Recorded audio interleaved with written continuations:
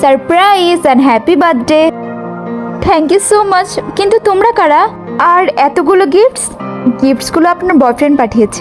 আমার বয়ফ্রেন্ড? 1 মিনিট। Hello Rohan, thank you so much. Thank you? কিন্তু কেন? তুমি যে আমাকে এতগুলো গিফটস পাঠিয়েছো তার জন্য। না না, আমি তো কোনো গিফট পাঠাইনি। কি হয়েছে ম্যাম? কিছু না, 1 মিনিট। Hello Arnab, thank you so much baby for the gifts. Gift? কিসের গিফট? তুমি আমার বার্থডেতে এতগুলো গিফট পাঠিয়েছো না তার জন্য। না না, আমি গিফট পাঠাইনি।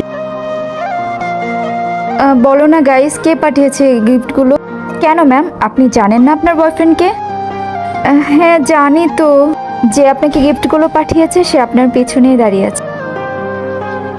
রাহুল তুমি? দাঁড়াও, কতগুলো বয়ফ্রেন্ড আছে তোমার? একজনই আছে, তুমি তো। আসলে রাহুল ওরা না আমার এক্স। আমি ভাবলাম ওরাই আমাকে গিফট পাঠিয়েছে আমাকে ওদের লাইফে ফেরত নিয়ে যাওয়ার জন্য, এর জন্যই কল করেছিলাম। তুমি তোমরা এক্সকে বেবি বলে ডাকো? না মানে ওটা তাড়াহুড়া করে বের হয়ে গেছিল। তুমি না আমার গিফট সেট যোগ্য, না আমার ভালোবাসার যোগ্য। ভালোই হয়েছে, তোমার আসল চেহারাটা আমার সামনে এসেছে। আও, এবার তুমি তোমার বয়ফ্রেন্ডের সাথে বার্থডে সেলিব্রেট করো, চলো। না রাহুল প্লিজ, রাহুল প্লিজ আমার কথাটা তো শোনো।